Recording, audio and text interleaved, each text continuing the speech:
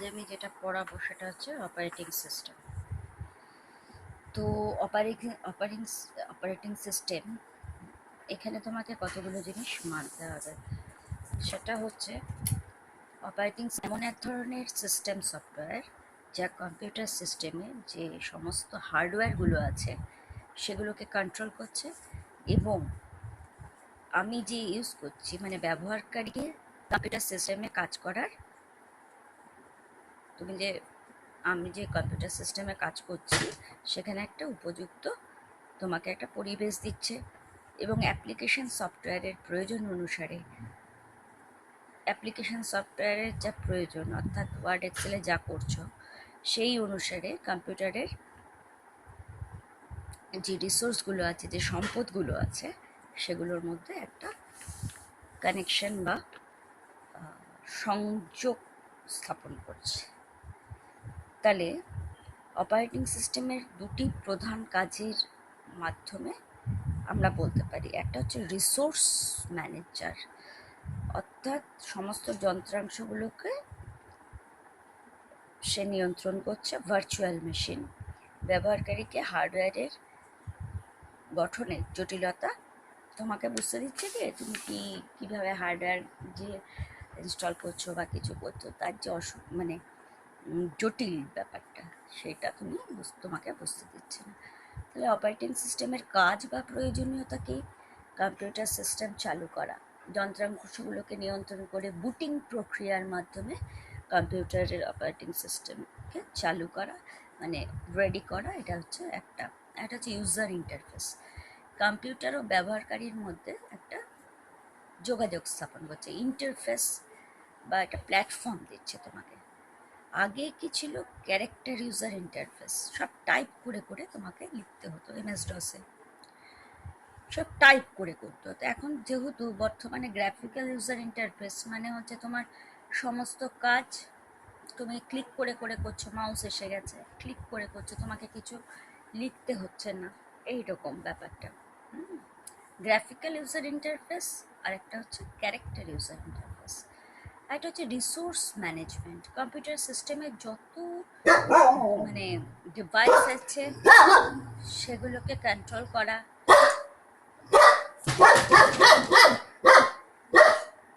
কিছু পরিচালনা করা অপারেটিং সিস্টেমের প্রধান কাজ। রিসোর্স ম্যানেজমেন্টের মধ্যে উল্লেখ কাজগুলো কি কি? একটা হচ্ছে মেমোরিকে ম্যানেজ করছে। অপারেটিং সিস্টেমের রিসোর্স ম্যানেজমেন্টের মধ্যে গুরুত্বপূর্ণ কাজ হলো মেমোরি ম্যানেজমেন্ট। র্যামের সংরক্ষণ পদ্ধতি বা কাজ, ক্যাশ মেমোরি, রেজিস্টারের কাজ, সব কিছুই কিন্তু অপারেটিং সিস্টেম নিয়ন্ত্রণ করছে। ঠিক আছে, তাহলে কি বললাম? ক্যাশে মেমোরি, র্যামকে কিভাবে তুমি সংরক্ষণ করবে তার কাজ, রেজিস্টারের কাজ, সব কিছুই অপারেটিং সিস্টেম কিন্তু কন্ট্রোল করছে। ভার্চুয়াল মেমোরি মানে পেজিং সিস্টেম, যেটা একটা অপারেটিং সিস্টেম তো এত বড় নয়, ছোট নয়, সেটা অনেক বড়, অনেক বড়, মানে ভাবা যাবে না কতটা বড়। তো সেখান থেকে খুব সামান্য বলছে। ভার্চুয়াল মেমোরি পরিচালনা অপারেটিং সিস্টেমের মাধ্যমে হয়। ইনপুট আউটপুট ম্যানেজমেন্ট, সমস্ত keyboard, mouse, scanner, output device মানে printer, monitor, sound box operating সিস্টেমের মাধ্যমে পরিচালিত হয়। প্রসেসর ম্যানেজমেন্ট, সব থেকে গুরুত্বপূর্ণ অংশ এবং দামি অংশ হচ্ছে আমাদের প্রসেসর। একটা প্রসেসরের সব থেকে বেশি দাম হয়, ঠিক আছে, প্রসেসরের দাম হয়, হার্ড ডিস্কের দাম হয়, র্যামের দাম হয়। এই তোমার যদি মাদারবোর্ড থাকে, প্রসেসরের কাজ নিয়ন্ত্রণ করে কম সময়ে দ্রুত প্রসেসিংয়ের মাধ্যমে আমি যে জিনিসটাকে চাইছি সেই জিনিসটা মানে করে তোমার কাছে ফলাফলটা দিচ্ছে। শিডিউলিং ব্যবহারের মাধ্যমে প্রসেসরের কাছে শিডিউল করে দিচ্ছে, এর এত, ওর এত, তার এত, মানে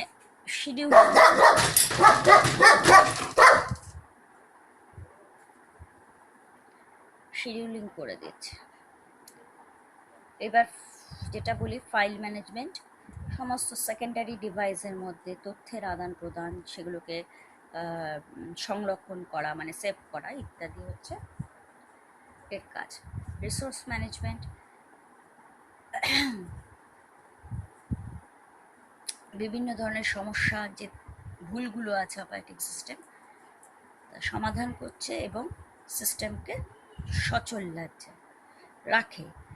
ইনস্টলড অ্যাপ্লিকেশন সফটওয়্যারগুলোকে, যেগুলো অ্যাপ্লিকেশন সফটওয়্যার আছে ওয়ার্ড এক্সেল, সেগুলোকে মানে ঠিকভাবে কাজ করে তোলার জন্য অপারেটিং সিস্টেম গুরুত্বপূর্ণ ভূমিকা পালন করে। কম্পিউটার সিস্টেমের ফাইলের যে নিরাপত্তা, যে সিকিউরিটি, সেটা প্রদান করছে। এটা হচ্ছে অপারেটিং সিস্টেমের মূল কাজ। এবার অপারেটিং সিস্টেমের প্রকার, টাইপস অফ অপারেটিং সিস্টেম কীরকম? Single user operating system, single user single task operating system, single user multitasking operating system, multi user operating system.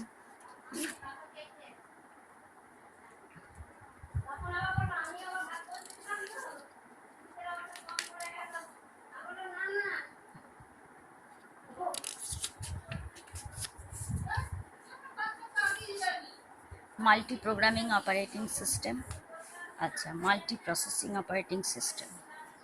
হ্যাঁ, তাহলে আমি কিন্তু অনেকগুলো বলছি। একটা হচ্ছে সময় বিভাজন, একটা time sharing operating system, real time operating system, আর এটা হচ্ছে ব্যাচ অপারেটিং সিস্টেম। তাহলে কত রকম অপারেটিং সিস্টেম হচ্ছে সেটা ভাবো। তাহলে আমরা এবার পড়ি এটা কি। সিঙ্গেল ইউজার অপারেটিং সিস্টেমে একই সময়ে একজন ব্যবহারকারী কম্পিউটার সিস্টেম কাজ করতে পারে।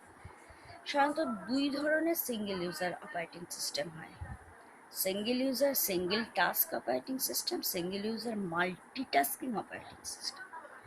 তাহলে এখানে একজন ব্যবহারকারী একই সময়ে শুধুমাত্র একটা কাজ করতে পারছে। যেমন উদাহরণ ডস, ডস মানে ডিস্ক অপারেটিং সিস্টেম, এটা দেখা যায় একজন। Single user multitasking operating system, এখানে একজন ব্যবহারকারী একই সময়ে অনেক কাজ করছে। উদাহরণ উইন্ডোজ এবং লিনাক্সে একই সময়ে অনেক ধরনেরই কাজ করতে পারছে। মাল্টি ইউজার অপারেটিং সিস্টেম এই ধরনের অপারেটিং সিস্টেম ব্যবহার করে নেটওয়ার্কের মাধ্যমে অনেক কম্পিউটার ব্যবহারকারী বিভিন্ন কাজ করতে পারে, নিজেদের মধ্যে ইনফরমেশন বা তথ্য আদান প্রদান করতে পারে। প্রিন্টার, ক্যামেরা, স্ক্যানার, এগুলোকে শেয়ার করা ইত্যাদি মাল্টি ইউজার অপারেটিং সিস্টেমের মাধ্যমে করা যাচ্ছে। উদাহরণ হচ্ছে উইন্ডোজ, ইউনিক্স, এনটি, এগুলো। তো মাল্টি প্রোগ্রামিং অপারেটিং সিস্টেম কীরকম? এই ধরনের অপারেটিং সিস্টেমের মাধ্যমে একাধিক প্রোগ্রাম, হ্যাঁ, অনেক প্রোগ্রাম প্রসেস বা টাস্ক বা থ্রেড একই সময়ে সিপিইউতে এক্সিকিউট হয়, প্রসেসিং আর এক্সিকিউশন করা সম্ভব। একটি প্রোগ্রাম বা প্রসেস যখন ইনপুট আউটপুটের জন্য অপেক্ষা করে, তখন অন্য প্রোগ্রাম বা প্রসেস সিপিইউতে মানে প্রক্রিয়াকরণ, মানে প্রসেসিং আর এক্সিকিউশন সম্পন্ন করে। অর্থাৎ ধরো কি বলেছি ব্যাপারটা, একই সময় সিপিইউতে যখন অনেকগুলো কাজ হচ্ছে, তো একটি প্রোগ্রাম বা প্রসেস যখন তুমি ইনপুট আউটপুটের মাধ্যমে ইনপুট আর আউটপুটের জন্য যখন অপেক্ষা করছো, তাহলে অন্য একটা প্রোগ্রাম তখন কাজ করছে। তাহলে সময় বিভাজনে টাইম শেয়ারিং ধারণার সঠিক প্রয়োগ এই অপারেটিং সিস্টেমের মাধ্যমে হচ্ছে। এই অপারেটিং সিস্টেমকে মাল্টিটাস্কিং নামেও কিন্তু বলা হয়। মাল্টি প্রোগ্রামিং অপারেটিং সিস্টেমের মাধ্যমে প্রসেসর বা সিপিইউ এর যে প্রসেসিংয়ের যে প্রসেসটা সঠিকভাবে ইউটিলাইজ করা সম্ভব। তাহলে তোমাকে কি বলেছে যে সময় বিভাজন, একজনের জন্য এতটা সময় সে ফার্স্ট কাজ করছে, এরকমভাবে job A, job two, job B, job C, job D, এরকমভাবে কাজ হচ্ছে, জবে এগুলো করা হচ্ছে। মাল্টিপ্রোগ্রামিং অপারেটিং সিস্টেমের প্রসেস সিনক্রোনাইজেশন নিয়ন্ত্রণের জন্য সিমাফোর ও মনিটরস ধারণার প্রয়োগ হয়। ঠিক আছে, উদাহরণ হচ্ছে Unix, Linux, Windows 2007। Multi processing operating system. Multi processing operating সিস্টেমে এক বা একাধিক নির্দেশ বা কমান্ড বা কাজ বা টাস্ক নির্দিষ্ট কম্পিউটারের মধ্যে অবস্থিত একাধিক প্রসেসরের মাধ্যমে সম্পন্ন হচ্ছে। তাহলে বুঝতে পারছো যে আমি কি বলছি।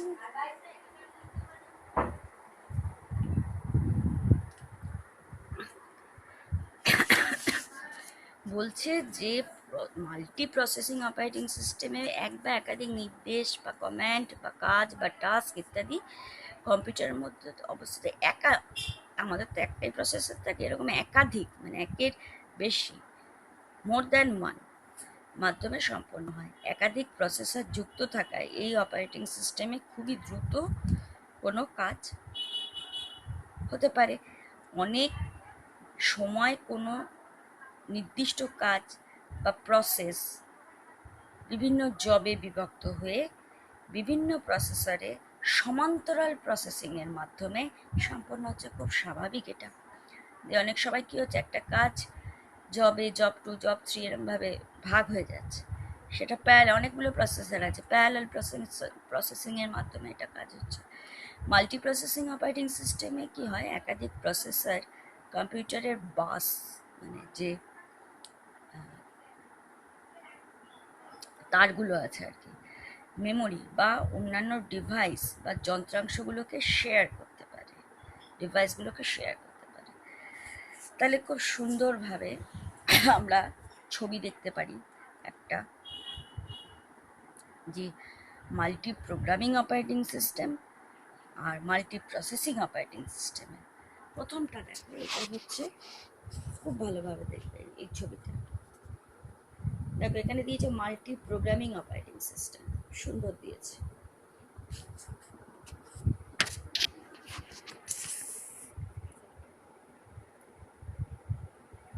আর একটা হচ্ছে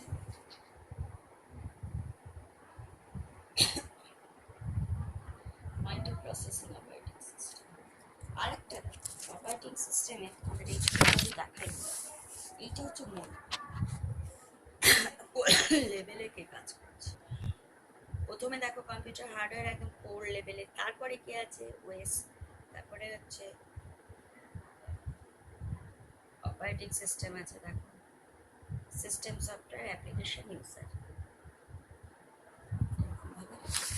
এই ছবিটা তোমরা, ঠিক আছে। এরপর হচ্ছে যেটা বলি মাদারবোর্ড সাপোর্ট আছে। একাধিক প্রসেসর নিয়ে কাজে দক্ষ এরকম মাদারবোর্ড ব্যবহার করতে হবে, প্রসেসরকে সাপোর্ট হতে হবে, প্রসেসরগুলো মাল্টি প্রসেসিং যুক্ত সিস্টেমের কাজে দক্ষ হতে হবে, নাহলে কিন্তু তুমি কাজ করতে পারবে না। এছাড়াও লকিং সিস্টেম শেয়ার ডেটা ইত্যাদি বৈশিষ্ট্যযুক্ত হতে হবে। সময় বিভাজন কি, অপারেটিং সিস্টেম টাইম শেয়ারিং। সময় বিভাজন অপারেটিং সিস্টেমের মাধ্যমে একাধিক ইউজার একাধিক টার্মিনালে বসে, এক একটা কম্পিউটার এক একটা টার্মিনালে বসে নির্দিষ্ট কোনো কম্পিউটার সিস্টেমে একই সময়ে তাদের কাজ করে যাচ্ছে এবং তাদের কাজগুলো সম্পন্ন করা হয় টাইম শেয়ারিং অপারেটিং সিস্টেমের মাধ্যমে। একই সময়ে তাদের কাজ সম্পাদন করছে এবং প্রকৃতপক্ষে প্রসেসর সময় বা টাইম ভাগ করে দিচ্ছে একাধিক ব্যবহারকারীকে, তোমার জন্য 5 মিনিট, তোমার জন্য 5 মিনিট, এরকম। এই ধরনের অপারেটিং সিস্টেমে রাউন্ড রবিন শিডিউলিং অ্যালগোরিদম খুব কাজ করছে। প্রসেসরের সময় ভাগ করা, টাইম স্লাইস আর টাইম কোয়ান্টাম, ব্যবহারকারীদের সমস্ত কাজ একসঙ্গে দ্রুত সম্পন্ন করতে সাহায্য করছে। এই অপারেটিং সিস্টেমের সুবিধা কি, প্রসেসর দ্রুত সাড়া পাওয়া যায় প্রসেসরের, কারণ কুইক রেসপন্স, এবং প্রসেসর আইডেল সময় অনেক কমে যায়। অনেক সময় দেখা যায় প্রসেসর আমাদের ইনপুট আউটপুটের জন্য প্রসেসর ইয়ে লাগে, প্রসেসর আইডল হয়ে বসে আছে। তাহলে এখানে সঠিকভাবে ইউটিলাইজ করা যাচ্ছে। সফটওয়্যারের যে কপি মানে নকল সেটা হয় না, সেটাকে এড়ানো যায়। এই অপারেটিং সিস্টেম অসুবিধাগুলো হলো এর যেটা বলছে সেটা হচ্ছে নিরাপত্তা মানে সিকিউরিটি মাঝে মাঝে নষ্ট হয়, রিলায়েবিলিটি কম, তথ্য আদান প্রদানে অনেক সময় সমস্যা দেখা দেয়। আরেকটা হচ্ছে রিয়েল টাইম অপারেটিং সিস্টেম। এই ধরনের অপারেটিং সিস্টেমে সেই সমস্ত সিস্টেম ইনস্টল করা হয় যেখানে রেসপন্স টাইম অর্থাৎ ইনপুট এবং প্রক্রিয়াকরণের যে মধ্যবর্তী সময়, যে ইনপুট দিচ্ছি তারপর সেটা প্রসেস হবে, তার মধ্যে যে সময়টা খুবই কম। বিভিন্ন ধরনের বৈজ্ঞানিক পরীক্ষা নিরীক্ষা, শিল্প, কলকারখানা, robot system, air traffic control ইত্যাদির ক্ষেত্রে এই ধরনের অপারেটিং সিস্টেম ব্যবহার করা হয়। দু ধরনের রিয়েল টাইম অপারেটিং সিস্টেম, একটা হচ্ছে হার্ড রিয়েল টাইম, দু হচ্ছে soft real time operating system. মার্স, অডস ইত্যাদি উদাহরণ। ব্যাচ অপারেটিং সিস্টেম কি? এই ধরনের অপারেটিং সিস্টেমে ব্যবহারকারী পাঞ্চ কার্ড নামক এক ধরনের যন্ত্রে সমস্ত গণনা বা প্রোগ্রাম তৈরি করে কম্পিউটার অপারেটরের কাছে দিচ্ছে। এবার কম্পিউটার অপারেটর প্রোগ্রামগুলোকে বাছাই করছে, করে প্রক্রিয়াকরণের জন্য ব্যাচ হিসেবে সিপিইউতে নিয়ে যাচ্ছে। মানে একটা ব্যাচ ব্যাচ ব্যাচ তোমার যেমন ব্যাচ পড়ানো হয় আমার, সেরকমই ব্যাচ করে নিয়ে যাচ্ছে। এই ধরনের অপারেটিং সিস্টেমে ইউজার এবং প্রোগ্রামের মধ্যে কোনো কানেকশন থাকছে না, সিপিইউ বেশিরভাগ সময় আইডল হিসেবে থাকছে। ঠিক আছে, উদাহরণ আইবিএম কোম্পানির এমবিএস অপারেটিং সিস্টেম।